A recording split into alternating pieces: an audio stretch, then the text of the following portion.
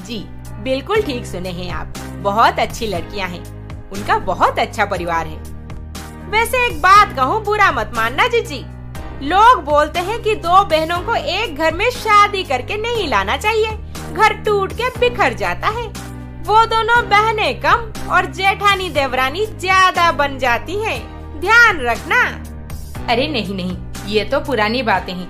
मुझे यकीन है कि वो दोनों बहनें मेरे घर को हमेशा जोड़ के रखेंगी। जोड़ के? ऐसा कभी हुआ है जो आपके घर में होगा? बहुएं बस अपना सोचती है, ससुराल का नहीं।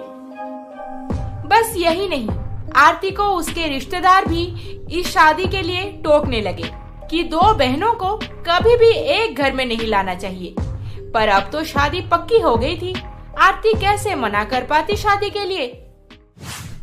अजी सुन रहे हैं, मुझे तो अब तक 4 लोग मना कर चुके हैं कि ज्योति या प्रीति, इन दोनों में से किसी एक को ब्याह करके लाओ, दोनों को हरगिज नहीं। अरे आरती, शादी की बात तो हमने ही छेड़ी थी, अब मना कैसे करे? तुम्हारे दोनों बेटे कौन सा एक साथ खुश हैं जो बहुएं आकर घर तोड़ देंगी? जो होगा देखा जाएगा, अब तुम इतना चिंता मत करो। देखते ही देखते दोनों भाइयों की शादी के दिन आ गई और ज्योति प्रीति दोनों बहनें नई नवेली दुल्हन बनके अपने ससुराल पहुंची।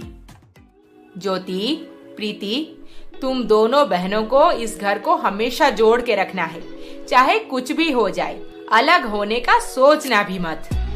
जी माँ जी, आप जैसे कहेंगी हम वैसे ही करेंगे।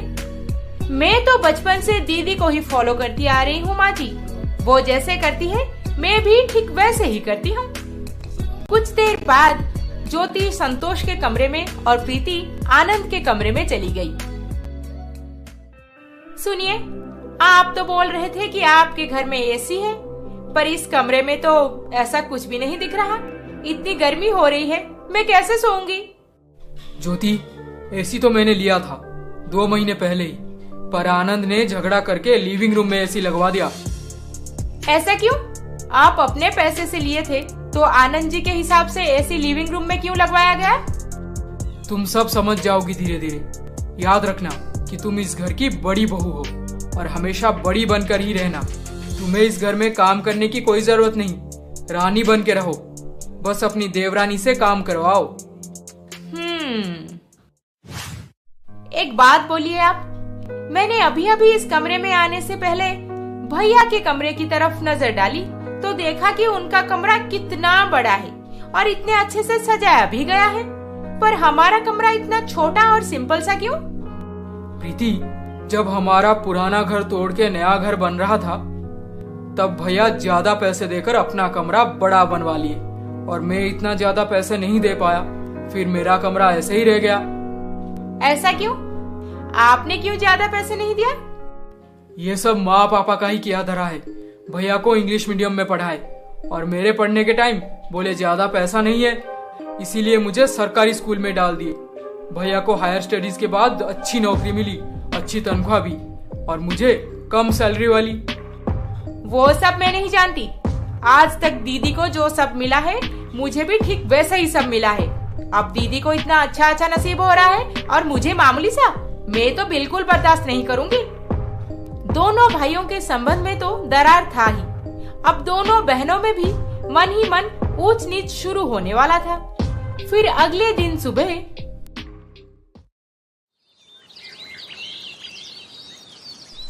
आज तुम दोनों की पहली रसोई है। हमेशा मिल बांट के काम करना और कोई किसी का शिकायत लेके मेरे पास मत आ जाना। आपस में बात करके अपना प्रॉब्लम सॉल्व कर लेना, ठीक है? जी माँ जी। माँ जी तो गई। प्रीति, जा तू सबके लिए चाय बना दे पहले। मैं कब से चाय बनाने लगी दीदी? चाय तो हमेशा तुम बनाती थी ना घर पे। हाँ तो क्या हुआ, अब तेरी शादी हो गई है, तू अपने ससुराल में जेठानी के पास खड़ी है। ऑर्डर देना बंद करके जल्दी जल्दी काम खत्म कर। ओह ठीक है, अगर बात जेठानी देवरानी तक पहुंच गई है तो मैं तो चाय बना लूंगी, पर तुम भी बाकी का काम करना शुरू कर दो। खाली खाली टहलो मत। फिर ज्योति पूरियां बेलते बेलते बात शुरू की। प्रीति, एक बात बता, कल रात को इतनी गर्मी थी, तू कैसे सो गई? हाँ दीदी, सोना तो पड़ेगा ही फैन में मुझे। अब तुम्हारे पति ज्यादा कमाते हैं तो तुम्हारे कमरे में कुछ ही दिनों में एसी लग जाएगा, पर मेरे पति तो कम कमाने वाले हैं, मुझे तो पंखा में ही एडजस्ट करना होगा। बात तो तूने एकदम सही कहा, हमें और एक एसी लेना पड़ेगा। देखना, मेरे पति इतने बड़े गधे हैं कि क्या कहूँ। 40,000 का एसी खरीद के लाए और लिविंग रूम में लगवा दिए। दीदी, मुझे ऐसे सुना सुना के क्यों बोल रही हो? मैंने कहा था उन्हें एसी हॉल में लगवाने, पर लगाया गया तो तुम सबके लिए ना। मेरे पति अपने से पहले सबका सोचे, पर तेरा पति जो भी कमाता है जेब गरम करता है बस। घर के खर्चे के लिए भी ज्यादा पैसे नहीं देता। दोनों में छोटी छोटी बातों को लेकर बहस शुरू हो गया था और किचन से आवाज बाहर के कमरे तक भी जा रही थी। अरे अरे, क्या हो गया तुम दोनों को? क्यों चिल्ला रही हो इतने जोर जोर से? नहीं माँ जी, मैं तो बस दीदी को समझा रही थी कि मेरे पति का इनकम कम है, तो माँ जी और पापा जी का सपोर्ट हमें ही मिलना चाहिए। नहीं माँ जी, ऐसा हरगिज नहीं हो सकता। मेरे पति बड़े हैं तो आप सबसे पहले उनका सोचेंगे। सपोर्ट?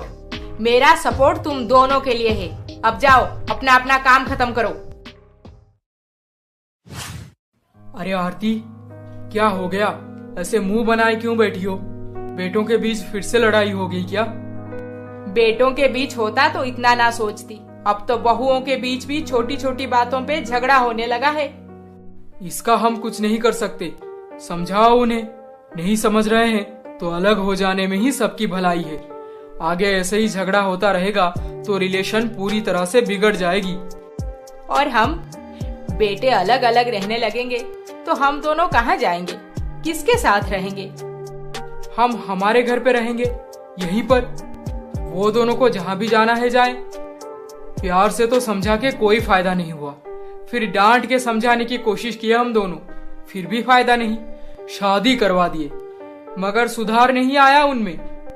अब तो बहुओं के मन में भी वो दोनों नफरत भर चुके हैं। फिर हम अब और क्या कर सकेंगे? वो सब मैं समझ रही हूँ, पर अगर बेटे घर छोड़ के चले जाएंगे तो हम दोनों इस बुढ़ापे में गुजारा कैसे करेंगे? तुम उसकी चिंता मत करो। मेरा रिटायरमेंट का फाइनल सेटलमेंट जल्द ही मिल जाएगा मुझे। कम से कम 30-40 लाख तो होगा ही। फिर हम दोनों जब तक जिंदा है तब तक काम चला लेंगे। 30-40 लाख मिलेंगे पापा जी को?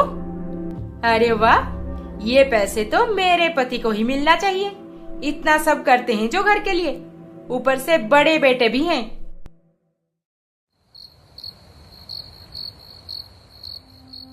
तो ज्योति, तुम चाहती हो कि मैं पापा से बात करके उनके रिटायरमेंट के सारे पैसे ले आऊं? हाँ, और नहीं तो क्या। कब तक अपनी कमाई से छोटे भाई के परिवार को चलाओगे? उन्हें बोलो अलग कहीं चले जाएं रहने, हम माँ पापा का देख लेंगे। पता है प्रीति, पापा को उनके रिटायरमेंट के पैसे इसी साल मिलने वाले थे। मिलते ही मैं उनसे मांग लाऊंगा। उनका बड़ा बेटा इतना कमाता है, बाकी मुझे अपने फ्यूचर के बारे में तो सोचना पड़ेगा ना। बिल्कुल सही सोचा आपने। चलिए, कल सुबह होते ही चाय पे बात करते हैं पापा जी के साथ। देर करने से आपके भैया सारे पैसे लेने का प्लान ना बना दे।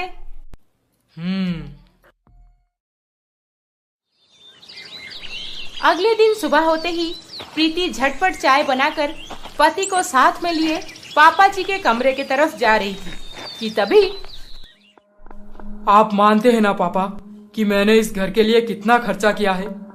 फिर आपके पैसों पे तो मेरा ही हक बनता है। माँ जी, आप पापा जी को समझाते क्यों नहीं? अगर आप हमें सारे पैसे दे देंगे तो हम दोनों जिंदगी भर आपका ख्याल रखेंगे और देवर जी को बोलेंगे कि वो अपनी पत्नी को लेकर कहीं अलग चले जाएं रहने।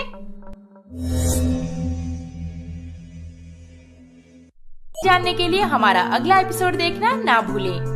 और अभी तक आपने हमारे चैनल को सब्सक्राइब नहीं किया है तो जल्दी से सब्सक्राइब करके बेल आइकॉन दबा दीजिए। अरे अरे अरे अरे, इस वीडियो को लाइक, शेयर, कमेंट करना ना भूलें। जल्द ही मिलेंगे अगले एपिसोड के साथ। नमस्ते।